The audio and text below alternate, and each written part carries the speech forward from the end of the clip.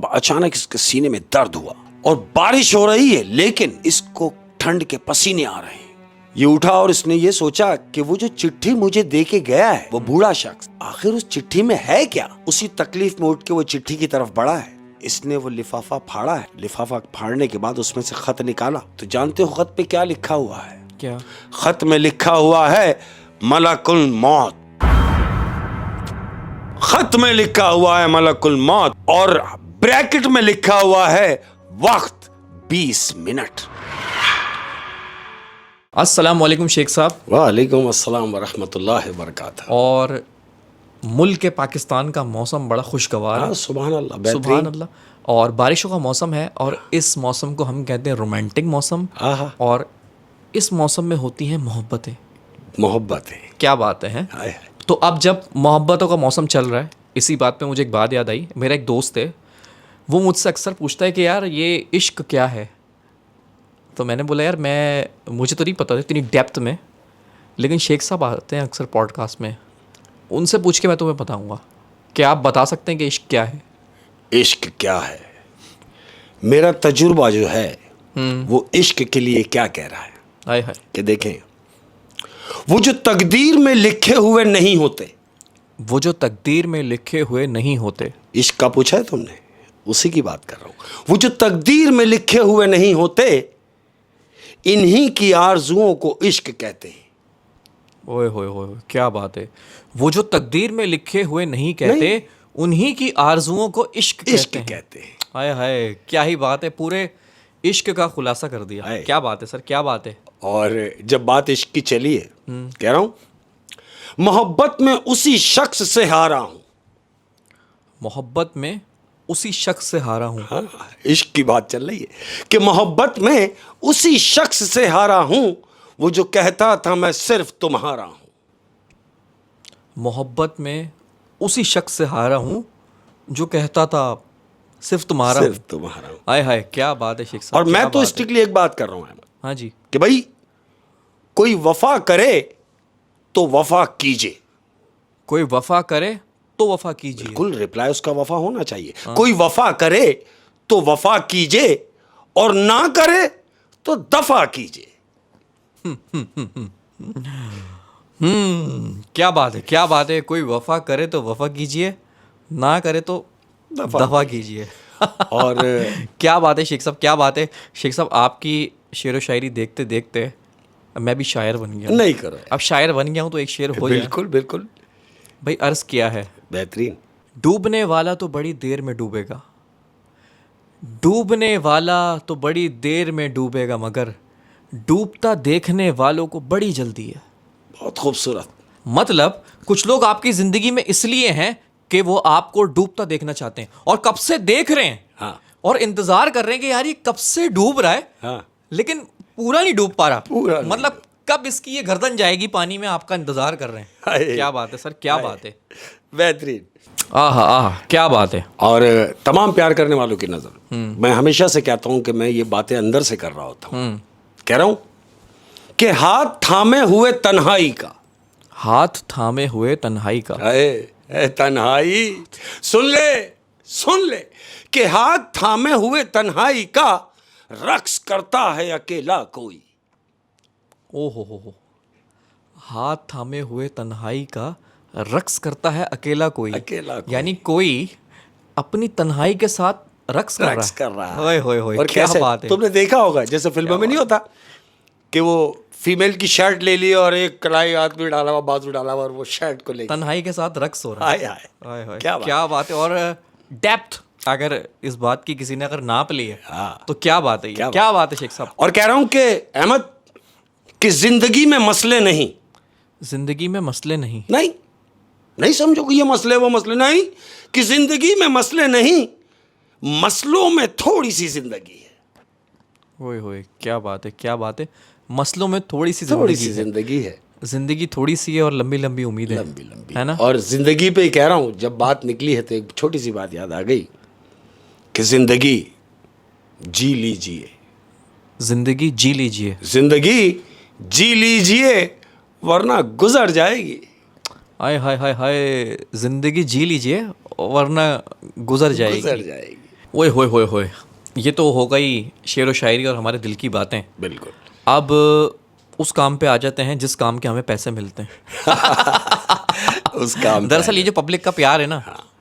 ये मैं कहता हूँ कि ये हमारा असासा है, बिल्कुल ऐसा और ही। ये इंतज़ार कर रहे हैं अब कहानी का। नहीं नहीं, इंतजार नहीं कराना भाई, और अपने फैमिली मेंबर्स को इंतजार नहीं कराना है। हाँ जी। आज की अपनी कहानी अहमद, ये कहानी है एक गरीब किसान के रईसजादे बेटे की। एक गरीब किसान के रईसजादे बेटे की। बिल्कुल ऐसे ही है, यानी बाप गरीब है, ये एक छोटे से गांव में रहते हैं। अब बाप चूंकि किसान है, सारा दिन खेतीबाड़ी कर रहा है। अब क्या देखता है कि इसका जो बेटा है जिसके साथ में काम करता है, इसने ये महसूस किया कि मेरा बेटा बड़ा जीनियस है, बहुत ज़हीन है। हाँ। पढ़ाई करने का दिल करता है इसका, ये पढ़ना चाहता है। इसने यही सोचते हुए कि चूंकि गांव में तो स्कूल मुमकिन नहीं है अच्छी पढ़ाई के लिए, इसने अपने बेटे को शहर भिजवा दिया। काहे के लिए? तालीम के लिए। हाँ। शहर भेज दिया। वक्त गुजरता रहा अहमद, वक्त गुजरता रहा, और इस हद तक वक्त गुजर गया कि बच्चे ने वहां मैट्रिक की, इंटर किया, ग्रेजुएट हो गया, तालीम गंज किया उसने पढ़ पढ़ के, इस हद तक पढ़ चुका। और इस पढ़ाई की लगन में वो गांव भी नहीं गया, यानी कि अपने बाप से भी मिलने चला जाए, बाप से राब्ते में है, लेकिन गांव तक नहीं जा रहा कि मुझे कुछ करके दिखाना है जिंदगी में। अहमद, इसने अपनी 35 साल जिंदगी में अनएक्सपेक्टेड काम किए, यानी वो काम जो एक आम आदमी के बस की बात नहीं है। मसलन ये अपनी 35 साल जिंदगी में वहीं पढ़ के शहर में बिजनेसमैन हो गया। इस दौरान इसने कई दफा कोशिश की कि अपने बाप को भी शहर बुलवा ले कि आप मेरे साथ ही रहें अब्बा, लेकिन चूंकि ये पुराने ख्यालात का आदमी है, इसका जो बाप है, हाँ। उसने बोला नहीं, शहर में मैं रह नहीं सकूंगा, शोर शराबा है, मेरे को यहाँ मेरे घर में सुकून है, जो गांव में मेरा घर है, 2 कमरों का घर है उसके बाप का।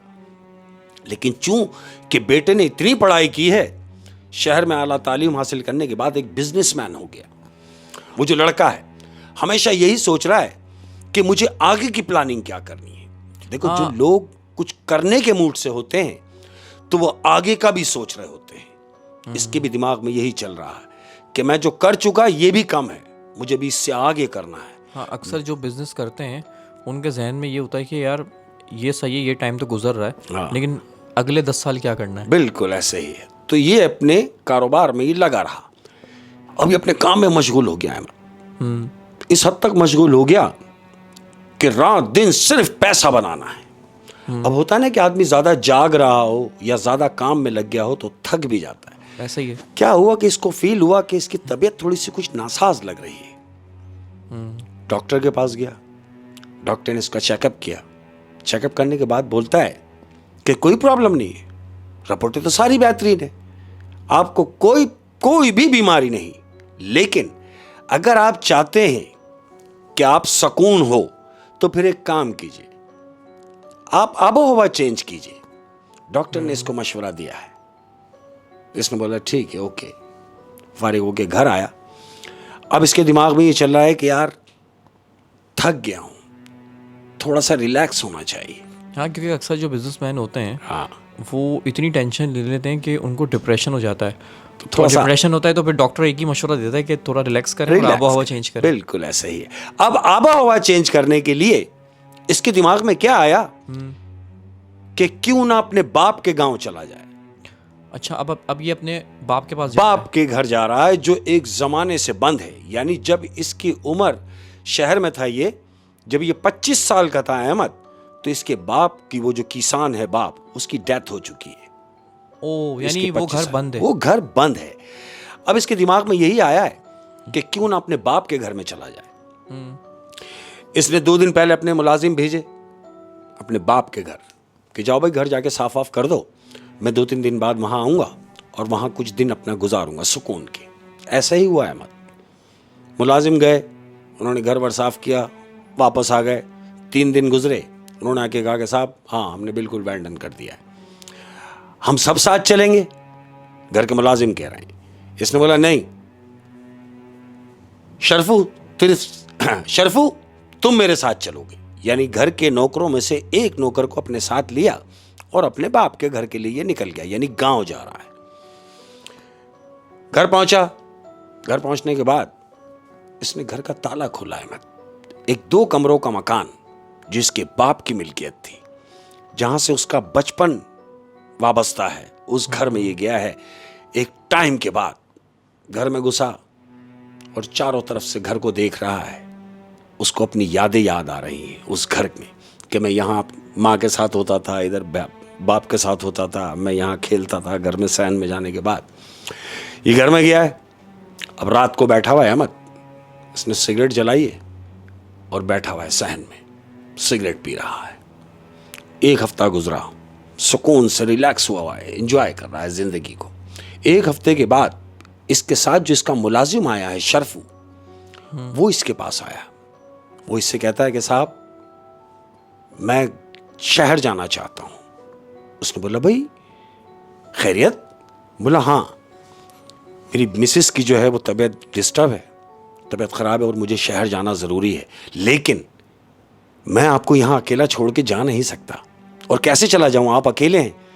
तो उसने ये कहा, कह रहा है नहीं, तुम्हारा अगर जाना इतना ही ज़रूरी है तो तुम जाओ, मैं मज़ीद अभी यहाँ हफ्ता भर रुकूंगा। उसने अपने उस मुलाजिम को भी शहर वापस भेज दिया। अब वो तो वापस गया, अब ये अकेला हो गया घर में। अब क्या हुआ अहमद, एक दिन क्या है, ये अपने कमरे में बैठा हुआ है, प्लान कर रहा है, फ्यूचर प्लान मजीद आगे, कि मुझे अब आगे क्या करना है। कंप्यूटर में लगा हुआ है, बस अपने काम में मशगूल है। बारिश हो रही है, 3 बजे का टाइम है रात का, बिजली कड़क रही है, धुएंधार, बारिश रुकने का नाम नहीं ले रही। अब इसको दरवाजा बजने की आवाज आई है। इसने कान लगाए कि कोई दरवाजा बजा रहा है। अहमद ये उठा, इसने जाके दरवाजा खोला। अब जैसे ही इसने दरवाजा खोला तो जानते हो सामने क्या देख रहा है? क्या? वो देख रहा है कि बाहर एक ज़हीफ आदमी, इसकी ये बड़ी सफेद कलर की दाढ़ी है अहमद, बड़ी दाढ़ी में एक साहब बाहर खड़े हुए और डाकिये की लिबास में है। अच्छा, एक बुजुर्ग डाकिया? बुजुर्ग डाकिया है, बैग उसके लटका हुआ है। इसने पूछा जी आप? बोले मैं डाकिया हूं। बोले आप डाकिया हैं तो यहां क्या कर रहे हैं? बोले भाई आपकी चिट्ठी है। उसने बैग में हाथ डाला और चिट्ठी निकाल के इसको दी। बोला आपका नाम शराफत है? बोले हाँ मेरा नाम शराफत है। बोला हाँ आप ही के नाम की चिट्ठी है। इसके हाथ में दी। अब इसने चिट्ठी पकड़ी और ये सोच रहा है कि मुझे तो यहां कोई अभी जानता भी नहीं, मैं यहां आया हूं किसी को मालूम भी नहीं, और मेरे नाम से चिट्ठी यहां कौन भेजेगा, ये यही सोच रहा है। इसने यही सोच के चिट्ठी एक तरफ रख दिया है मत। और वो जो बुजुर्ग बाहर खड़े हुए हैं वो इससे कह रहे हैं कि देखो बारिश बहुत तेज हो रही है, क्या ऐसा मुमकिन है कि मैं बारिश थोड़ी स्लो हो जाए, थोड़ी थम जाए तो मैं चला जाऊंगा, तो मैं घर में बैठ सकता हूं तुम्हारे। इसने बड़ा एक वो होता है ना कि ना चाहते हुए भी, अच्छा आइए, अंदर बुलाया, दरवाजा बंद किया, बड़े साहब को अंदर लेके आ गया, उनको बिठाया। बिठाने के बाद बड़े गौर से उनको देख रहा है और उनसे पूछ रहा है कि सुनो बड़े मियां। उन्होंने कहा हाँ बेटा। पूछ रहा है कि आपकी उम्र कितनी है? तो बड़े साहब ने कहा कि बेटा मेरी 70 क्रॉस है। 70 साल उम्र? 70 साल मेरी एज है। तो ये कह रहा है, एक होती ना हकारत वाली नजर, हकारत वाली नजर से देख के उनको कह रहा है कि देखो 70 साल आपकी उम्र है और आप इस उम्र में साइकिल चलाते हुए रात को 3 बजे मुझे चिट्ठी डालने के लिए आए हैं मेरे घर, और तेज बारिश में। तेज बारिश में। तो आपने क्या किया 70 साल में? तंज कर रहा है, तंज कर रहा उनको कि आपने किया क्या 70 साल में? सिर्फ यहां तक पहुंचे कि आप एक साइकिल के मालिक हुए, बस। मुझे देखो, मुझे देखो, मैंने 35 साल में वो कुछ किया है कि तुम सोच भी नहीं सकते। क्यों? कि मैं इस 35 साल की जिंदगी में मैं 2 फैक्ट्रियों का मालिक हूं और कितने ही शेयर मेरी चल रहे हैं, मेरे और एक्स्ट्राऑर्डिनरी पता नहीं क्या क्या काम है। मैंने आगे 100 साल की प्लानिंग कर रखी है। तो ये बूढ़ा कह रहा है उससे, कहता कितनी अजीब बात है कि तुमने आने वाले 100 साल की प्लानिंग कर रखी है, जबकि तुम ये नहीं जानते कि आने वाले 20 मिनट में तुम्हारे साथ क्या होने जा रहा है। तो लड़का कह रहा है कि मैं ये तो नहीं जानता कि आने वाले 20 मिनट में मेरे साथ क्या होने वाला है, लेकिन आने वाले 20 मिनट में तुम्हारे साथ क्या होने जा रहा है मैं ये जानता हूं। मैं तुम्हें अभी यहां से उठाऊंगा और तुम्हें दरवाजे से बाहर निकालूंगा, और इस कड़कती हुई बारिश में भीगते हुए तुम अपनी साइकिल चलाते हुए यहां से निकलोगे और अपने घर के लिए निकलोगे। लेकिन पता नहीं घर पहुंच पाओ या नहीं पहुंच पाओ, मैं नहीं जानता। लिहाजा आप उठें और निकलें। यानी उनको निकाल देता है। बूढ़े शख्स को उठाया, घर के बाहर निकाला और कुंडी लगाया और बड़बड़ाता हुआ दरवाजा बंद करके आ रहा है। पता नहीं किस किस्म का आदमी था यार, मेरी तबीयत खराब करके चला गया है। ये वापस अपने कमरे में गया है। कमरे में जाके बैठा है, इसने सिगरेट जलाई, अब टेंशन में सिगरेट पी रहा है और सोच रहा है कि बूढ़ा शख्स क्या बोल के चला गया है, मेरी तबीयत बिगाड़ के चला गया है। अहमद ये बैठा हुआ है, अब अचानक इसके सीने में दर्द हुआ। अब जब इसको पेन महसूस हुआ है और बारिश हो रही है, लेकिन इसको ठंड के पसीने आ रहे हैं, ठंडे पसीने आ रहे हैं। इसको मजीद तबीयत इसकी बिगड़ने लगी। अब जब तबीयत बिगड़ने लगी तो ये उठा। उठने के बाद इसे महसूस हुआ कि मुझे अंदर तकलीफ हो रही है। ये उठा और इसने ये सोचा कि वो जो चिट्ठी मुझे दे के गया है वो बूढ़ा शख्स, आखिर उस चिट्ठी में है क्या। ये उसी तकलीफ में उठा है अहमद, उसी तकलीफ में उठ के वो चिट्ठी की तरफ बढ़ा है। उसने चिट्ठी ली और आके बैठ गया उसी तकलीफ में। अब ये क्या फील कर रहा है कि वो जो दर्द है बढ़ता चला जा रहा है। इसके हाथ में चिट्ठी आई है, वो दर्द मजीद बढ़ रहा है। इसने वो लिफाफा फाड़ा है। लिफाफा फाड़ने के बाद उसमें से खत निकाला। तो जानते हो खत पे क्या लिखा हुआ है? क्या? खत में लिखा हुआ है मलकुल मौत। वो जो बूढ़ा शख्स खत दे के गया था उस पे लिखा हुआ है मलकुल मौत। खत में लिखा हुआ है मलकुल मौत और ब्रैकेट में लिखा हुआ है वक्त 20 मिनट। अब वो जो 20 मिनट का वक्त है, इसने घड़ी देखी है और घड़ी देखने के बाद ये समझ गया कि वो जो बूढ़ा शख्स आया था 20 मिनट का बोल के गया था और उसको गए हुए 18 मिनट हो गए।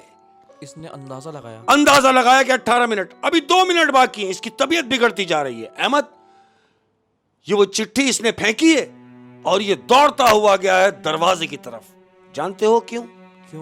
यूं कि ये उस बूढ़े शख्स को देखने के लिए जा रहा है कि जिसको इसने धुतकार के घर से निकाला था।